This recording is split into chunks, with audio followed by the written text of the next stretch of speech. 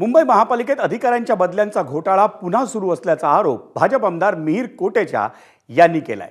नव्या बदली यादीत 55 अधिकाऱ्यांना आधीच्या यादीतलीच पदं देण्याचा प्रयत्न असल्याचा दावा त्यांनी केला। या बदली घोटाळ्याबाबत आमदार कोटेचा यांनी मुंबई महापालिका आयुक्त अश्विनी भिडे यांना पत्राद्वारे सावध केल्याचीही माहिती आहे। मुख्यमंत्री देवेंद्र फडणवीस यांनी मुंबई महापालिकेतल्या बदली घोटाळ्यात हस्तक्षेप करून तो थांबवला होता।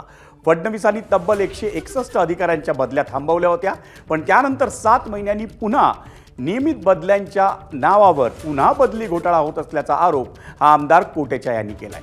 नियमित बदल्यांच्या नावाखाली मुंबई महापालिकेत पुन्हा कॅश फॉर पोस्टिंग सुरू असल्याचा आरोप त्यांच्याकडून करण्यात आलाय आणि याआधी बदल्या आणि पदोन्नतीसाठी 5 ते 40 लाख रुपयांची लाच घेण्यात आल्याचे आरोप झाले होते। दरम्यान ऑक्टोबरमधल्या बदल्यांची यादी रद्द झाली असून त्या यादीतल्या अधिकाऱ्यांना पुन्हा मूळ पदांवर नेमण्याचा प्रयत्न असल्याचा दावा हा कोटेचा यांच्याकडून करण्यात आला। मुंबई महापालिकेचे अतिरिक्त आयुक्त आणि आयुक्तांची स्वाक्षरी अजूनही या आदेशावर झालेली नसल्याचंही कोटेचा यांनी म्हटलंय। मुंबई महापालिकेतल्या अधिकाऱ्यांच्या बदल्यांमध्ये पुन्हा घोटाळा होऊ नये म्हणून आयुक्तांनी तातडीनं हस्तक्षेप करावा अशी मागणी मिहिर कोटेचा यांनी केली आहे।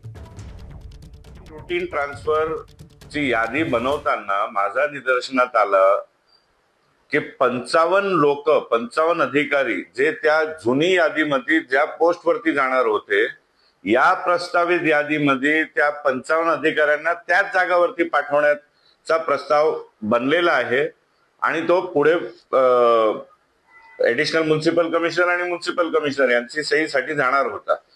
आणि हे माझ्या लक्षात आल्यामुळे मी आपल्या महानगरपालिकेची आयुक्त महोदया श्रीमती अश्विनी भिडे यांना पत्राद्वारे कळवलं की हे सर्व घटनाक्रम चाललेला आहे आणि आपण दक्षता घ्यावी आणि याचा सखोल चौकशी करावी।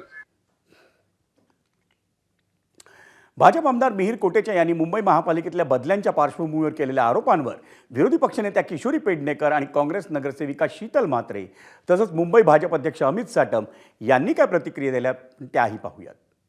मुख्यमंत्र्यांचं पत्र असताना सर्वोच्च नेते म्हणून ज्यांच्याकडे पाहिलं जातं त्यांच्या पत्राला नाकारून स्वतःचं पत्र दिलं आणि पत्रावर सांगितले की अशा बदल्या करण्यात याव्या। एवढं करूनही अजूनही ते चालू आहेत। याचा अर्थ मुंबईच्या महापौरांना बदली करण्यामध्ये फार मोठा इंटरेस्ट आहे। हा त्यांचेच आमदार नाव घेतलं नसलं तरी त्यांना तो अंदाज येतो आहे आणि त्याच्यामुळे त्यांनी ते पत्र दिलेलं आहे। झोन 7 मध्ये एक अधिकारी आहे, तो सब इंजिनियर, तुम्ही जे बदल्यांचं बोलताय, रोड इंजिनियरला सब इंजिनियर आमच्याच इकडे, आमच्याच झोनला, आमच्याच वॉर्डला।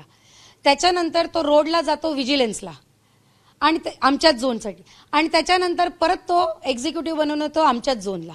म्हणजे किती वर्ष एकच अधिकारी, ज्या अधिकाऱ्यांनी वारंवार आम्ही रस्त्यांचे निकृष्ट दर्जाचे काम होतंय आरोप केलेले आहेत, त्या अधिकाऱ्यांवर आम्ही कंप्लेंट केली आहे, त्यालाच तुम्ही विजिलन्सला बसवता आणि त्याला आता प्रमोशन देऊन परत तो अधिकारी त्याच वॉर्डला येतोय। म्हणजे कुठेतरी जे आम्ही कंप्लेंट करतोय, जे नागरिक कंप्लेंट करतात, त्याचं सोल्युशन निघणार नाही हे आम्हाला स्पष्ट कळतंय। कॉन्ट्रोवर्शियल 160च्या लिस्ट मधल्या 55 अधिकाऱ्यांची पोस्टिंग त्याच ठिकाणी करण्यात आलेली आहे ज्या ठिकाणी त्या कॉन्ट्रोवर्शियल लिस्टमध्ये त्यांची पोस्टिंग करण्यात आलेली होती। मी सुद्धा महानगरपालिकेचे अतिरिक्त आयुक्त ढाकणे जे या ट्रान्सफर्सचे इन्चार्ज आहेत त्यांच्या ही गोष्ट निदर्शनास आणून दिलेली आहे आणि त्यांना हे सांगितलेलं आहे की कॉन्ट्रोवर्शियल 160च्या लिस्टमधली कुठलीही पोस्टिंग नवीन पोस्टिंगमध्ये रिपीट होता कामा नये। त्यांनी आम्हाला आश्वस्त केलेलं आहे की या विषयामध्ये ते लक्ष देतील आणि कायद्यानुसार जी काही योग्य कारवाई असेल ते करतील।